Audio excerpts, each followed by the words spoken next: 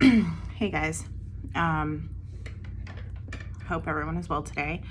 I wanted to make a video because I've been doing, a lot of reading in the news and stuff about where we are in terms of progress on legislation for the police brutality issue.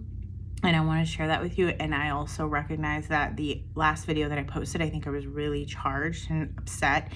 And I think that I was coming from my clearly just like my own personal views and perspectives.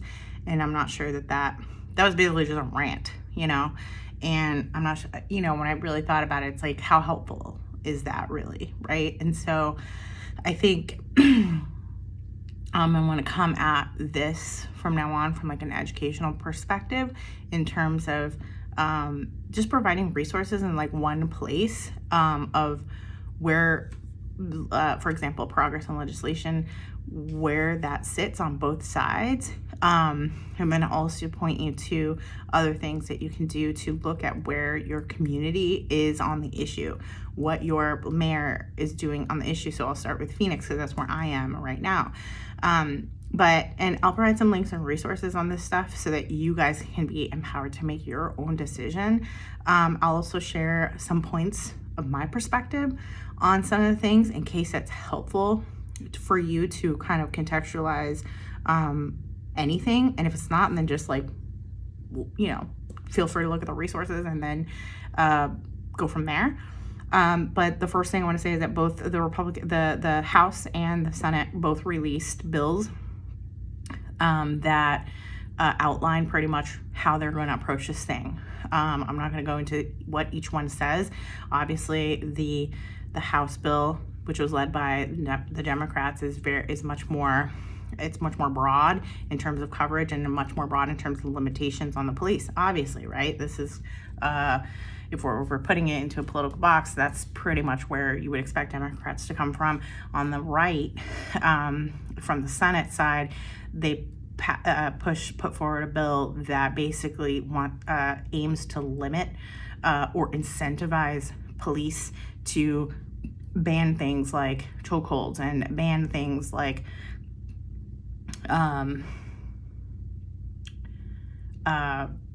other just chokeholds and just ban instances or what they would outline as tools to be used in an excessive force situation by through money, by limiting how much money that they're going to support localities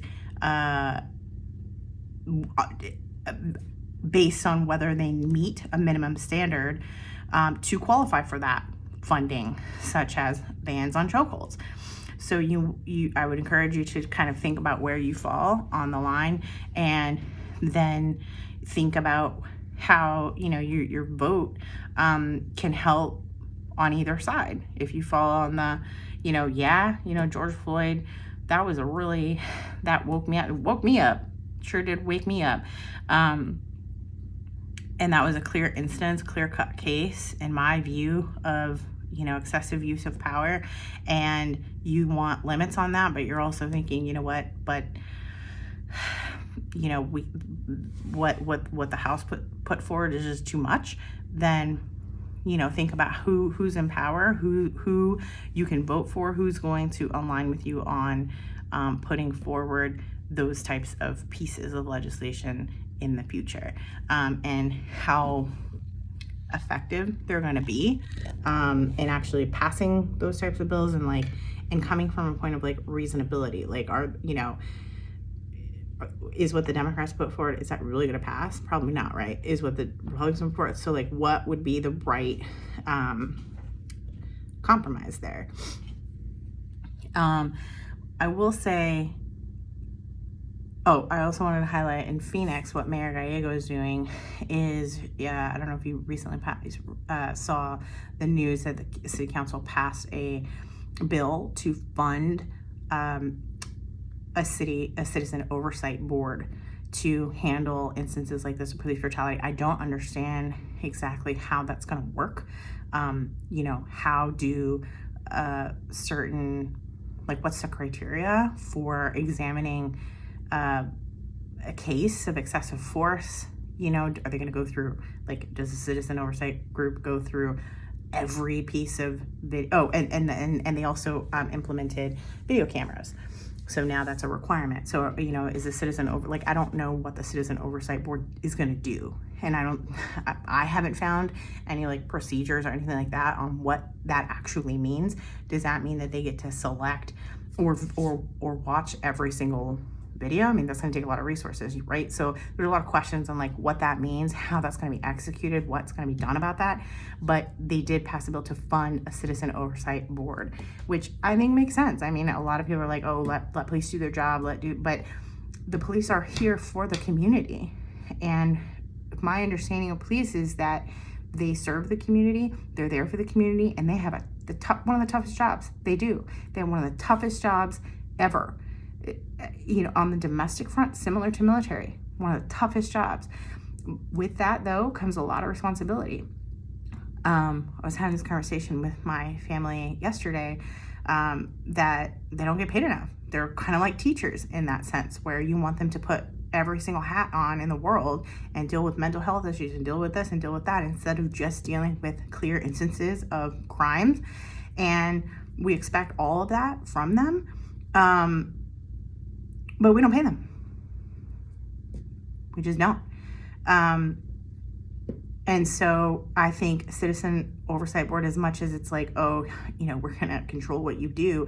No, I think they exist for the citizens. They exist for the community, and there should be some oversight, and we should be able to work with police to say, hey, this is what, this is how we want to be protected. And this is, let's work together on that. Mayor Gallegos also did a series of interviews and talked to former police chiefs, which I think is the right approach. I do think that police need to be part of this conversation. We're leaving them out of the conversation.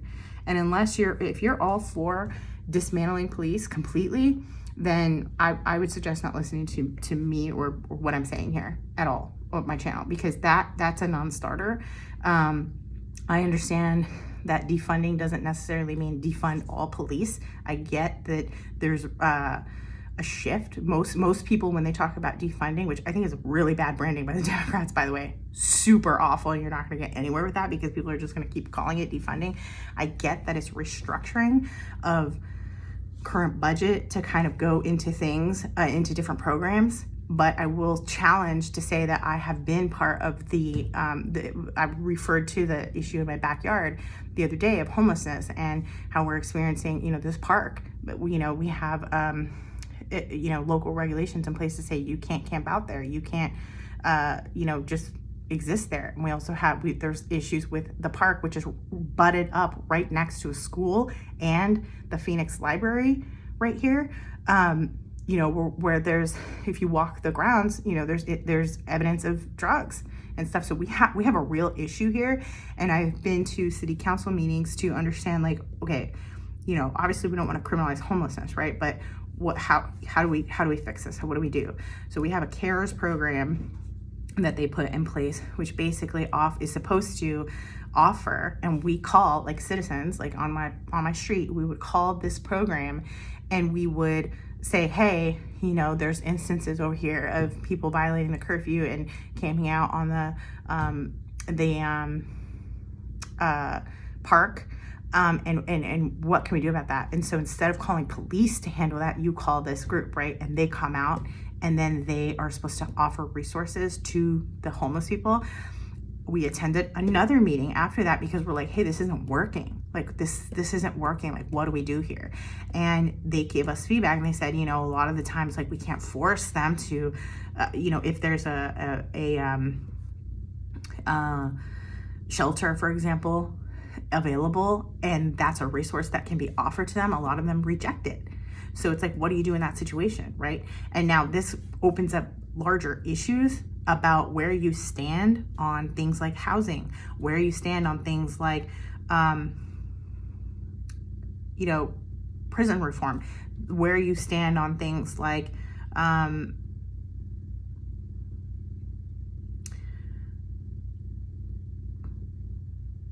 just homelessness in general. Like, how do we get to a place where, is housing the answer? I really struggle with that as a conservative, you know, my whole thing. And I think I need to talk more about it, because I always bring up like why I'm a conservative, but I never really go into the reasons behind it. But just like I was outlining in my video, when I went off on like, how the hell can you talk about government infringement for wearing a mask, but you're all for it? Because we all know that those people in Scottsdale are not, most of them, I would bet my life that most of them, and this is a generalization, and I probably shouldn't be generalizing, but most of them are against face mask wearing because that's a government infringement, right? But they have no problem with, you know, they're against Black Lives Matter, or they're all, you know, Blue Lives Matter. I would bet that there's an inconsistency on the government infringement issue right there, right? Now, maybe I'm wrong, and maybe all of them are for some kind of reform for police brutality or whatever. And, you know, maybe a lot of them were also like against the military being turned on its citizens. And when I say military, I want to clarify that too, because when I say military, I was for National Guard being utilized by the governors and the mayors to help crowd control. I was all for that. Condoleezza Rice, she gave an interview with CBS talking about how, you know, that's what they're trained to do. They're trained to deal with domestic issues. They're trained to deal with domestic matters, the National Guard. And I thought that was the right move to put them in there. Now, what's going on in Seattle with Chaz and Chop and all that stuff, like, the mayor needs to decide. I don't agree that that's peaceful protest. They have effectively unstabilized the police, and I don't think that that should be the solution without something else in place. You don't have, people are just camping out, protesting. They've effectively dismantled the police. There's no police there at all. And they've been, you know, moved out of their precinct. And however, that being said, there's nothing to replace that. There's no move, there's no action, there's no nothing. So I know I'm kind of going all over the map here, but my point is that, you know, you really need to figure out where you stand. Like, everybody is like, oh, we want reform, we want this, or we want that, but at what cost? You know, what are we all about? Moving out police? And if that's the case, then we need to phase that out, because you can't just go from all or nothing like they're trying to do in Chop. It's no, you know. And now it's like that, it's complete disarray over there. I don't agree with that personally, but you just kind of need to figure out where you are on the line. And then on the other side, you know, there's this new instance in Tucson with the police chief resigning because of a person that they detained, I think it was a couple months ago, Carlos Ingram Lopez. And I personally think, I mean, that was a Hispanic guy who was, his grandmother called the police saying that he was on drugs and he was erratic. And my understanding of the situation that we know so far, which I'm sure much more will come out, is that when they arrived on site, he fled, ran to the garage, and there were no chokeholds used to detain him. There was no gun that was pulled out to detain him. There was, if you watch the video, conversation about, we're going to tase you, we're going to tase you. And they detained him, and he died. He was on cocaine. He died of an enlarged heart. Apparently, that's what the coroner said. So I'm sure there's going to be a lot more that comes out about that. However, going into an erratic situation like that, that's not the same as the calm situations that we were seeing, in my personal opinion, with George Floyd, for example, or Eric Garner. Yeah, were they committing crimes? Yeah, but $20 bill? You know what I'm saying? Like, the police weren't called because he was on drugs. And that came out too, that he may have been on methamphetamine, I think. They didn't call him for that. They called him because he was paying with the $20 bill, is my understanding. So completely different scenarios, completely different situations. There was no use of chokeholds. There was no use of any kind of gun being pulled out, any kind of detainment. They did detain him. They put a blanket over the Carlos guy, apparently because he was naked, And then they put a cloth next to his face because he was like coughing. So they put a cough there, or a cloth there. I think that's a completely different situation than the George Floyd clear-cut situation. That's my personal opinion. And so now we're talking about, reforming police. Where's that line between getting to the right place and having them do their job? And this is where I think Mayor Gallegos is actually having the right approach here, where she's saying, what do you guys need to do your job? And then working with the community to say, we have to be able to detain criminals. We have to be able to detain criminal activity. How do we do that responsibly while working on de-escalation procedures, making sure that we're coming from a point of, lethal force is the last resort? That's where I think we should go. And now the rebuttal to that, I know I'm already going to hear, is we've been trying to do that for decades and it hasn't worked, right? Like, isn't that the issue? We've been trying to do reform for decades, and so it hasn't worked. So where does that leave people who have been or communities that have been experiencing police brutality? I don't know. That's the tough issue, and I think that's where we're all kind of trying to arrive at a uniform place here, at a unified place. And I'm going to say something. This did not start with Trump. This is not Eric Garner happened under the Obama administration. You know what I mean? So I just want to put things in perspective there as well, because as much as you want to say Trump's an ass, and he is, in my view, he's an ass. In a lot of situations, he just says the wrong thing. He does nothing to unify the country, but this didn't start with him. So we have to start thinking, what can we do in the local level? I will also highlight that in Phoenix, the police chief banned chokeholds. So while you're waiting for Congress to do something, I would encourage everybody to look at what they're doing in the local communities. The police chief here, who's a Black woman, as a matter of policy in her force, banned chokeholds. So that's already something that we can be like, okay, we have something here in Phoenix, right? And then we have Mayor Gallegos coming on the top, funding the citizen or the council funding citizen oversight. What does that mean? And if you want to attend city council meetings and you want to call them or you want to push them to do more, you might get further there than waiting to see what the hell people in Congress are going to do. They've been in Congress forever. That's another issue, that it's like, you've been in Congress forever. What have you done? You were in Congress when Eric Garner was killed. What happened? Nothing? I mean, where have we come since the riots in California in the 90s? You know what I'm saying? Like, it just,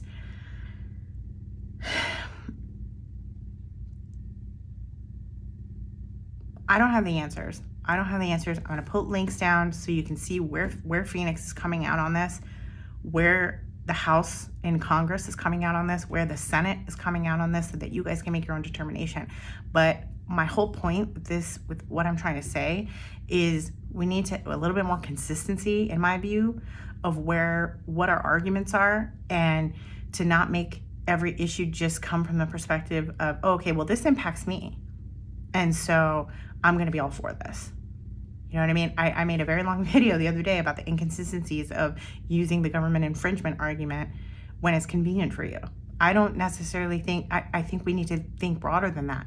And I didn't, when this was an issue that and I talked about this, when this was an issue that Colin Kaepernick brought up, regardless of whether you agree with the guy or not, he was trying to point to something, and I personally did not pay attention. I was just like, here's this guy trying to create havoc. And that, so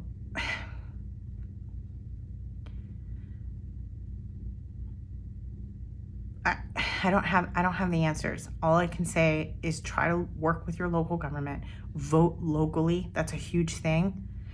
Try to figure out where you are on the line yourself, without trying to make it part of your political box, right? Without trying to say, I'm going to vote Democrat because I'm a Democrat. Without voting, say, I'm just going to do whatever the Republicans say because I'm Republican. Where do you fall on the issue? And then figure out who and what systems are in place that can help you or help the situation in your view, from your perspective, and then act on it. And I can put all the resources I want, but you're the ones that are going to need to figure out what issue. And that's another thing, what issues matter to you, because where you come out on police brutality and the people that you want to have in office who are going to deal with this issue of police brutality, they might be completely different on another issue that you care about.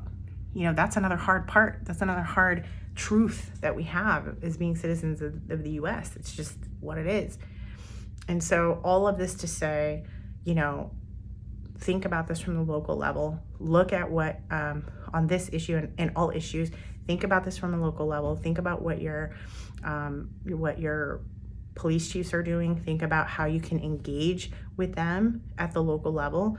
And I'm saying a lot of this because I don't go out and protest. I'm not gonna go out and protest. I'm not gonna do that. So I'm trying to think of ways, like keep going to city council meetings, keep raising your voice, keep trying to understand based on the issue that matters to you, where you stand, and then go from there and see and then check to see if your party is in line with you. Don't do it the other way, because if you start with, I'm going to vote blue because I'm Democrat and this is what I'm supposed to do, you're never going to get anywhere. You're never going to get change, and you're never going to be fully informed of the issue, in my view. So I want to, come from a place of let's do this together, let's educate together, let's learn together, because I think my rant the other day was more me trying to shove my perspective down everyone's throat and being really upset with the whole Scottsdale protest, when I felt that was an inconsistent argument regarding government infringement. It's like, I'm gonna, the mask thing affects me, and so I'm gonna go ahead and raise that issue. But anytime the government is caught doing something else that's infringing rights that I should be standing for, that's okay, because it's Black people. Like that's where I feel like we're getting, and that's dangerous to me. And so that's why I was so charged on my last video. And that this happens again. I mean, these issues are all conflated, right? They're not easy. But this is another issue why I'm going to talk about why I tend to lean conservative, is because I find this inconsistency on the left as well, on when we're talking about politics from the left. I don't want government to tell me when I can have an abortion. I don't want government to tell me that I can't be married. I don't want the government to say anything with regard to my civil rights. But we do want a welfare state, and we want housing, and we want the government to provide all these things. I personally think the best shot that we have as citizens is to get the government out of our way. And that's why I tend to lean conservative. Now, do all the representatives in Congress and at the local level represent that? No, they don't, in my view. And so I have issues on that side too. It's like, it's not clear cut. Democrats are making this same flaw in argument, so I'm just going to vote Republican. I just made a whole video about how there's inconsistencies in those arguments as well. So it's not the easiest thing. All I can say is I'm going to put some links on my thing. Inform yourself. Education is the key. And when I talk about education, I don't mean a degree. I actually am very for the Trump policy that he put out with Ivanka on how degrees are not always the source of talent and truth and skill. And I completely am for that. Completely agree. Especially when we look at some of the degrees that people are getting. You know what I mean? It's just like, okay, what is that going to do? And you're going to sit here and tell me after your 4 years of studying whatever it is that you've studied that you're better than somebody who has 16 years of experience in a work field? So anyways, that's a whole other ballgame, but I'm all for that. And I think that education comes in so many forms, and just Googling things, spending 10 minutes a day to see who's saying what about what issue, and informing yourself, and then figuring out, okay, what thing can I do within the realm of my space and my life? How can I move this forward? It doesn't mean you have to go protest. It doesn't mean you have to agree holistically with Black Lives Matter. And it doesn't mean that you have to, on the other side of the spectrum, be all lives matter or blue lives matter. There's room in the middle. and there's reasonable room in the middle for you to make change with the tools that are provided to you in our voting system, in our by way of just informing yourself of where everybody is on the issues and where you want to fall on that issue, and then look and align yourself with, to see who are the people in power who are most aligned with me on this issue. Because all they're going to do is try to get you to align with them. You need to make sure, hold them accountable, and make sure that wherever they are on the issue is aligned with what you most closely with what you want to have happen. And that's the only advice I can say and give. So that was a bit of a rant as well, and I'm sorry, but I just wanted to provide some resources. At the end of the day, provide some resources, and you guys take a look, and I encourage you to take a look locally at what your forces, police forces and mayors and all of that stuff, what they're doing.